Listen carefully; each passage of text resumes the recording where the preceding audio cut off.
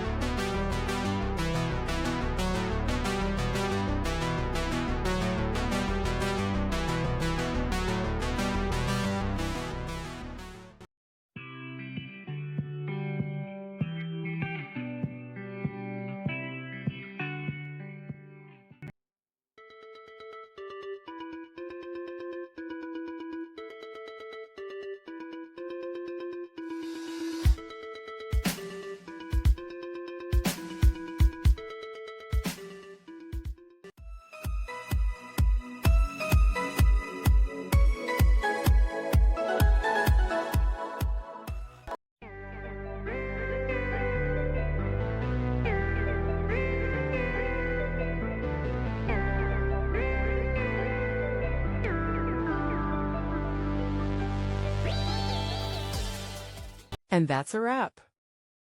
I hope you found the answer you were looking for. If you did, take a second to hit that subscribe button. It really helps out. And let me know in the comments which solution worked best for you. See you next time in the debug zone.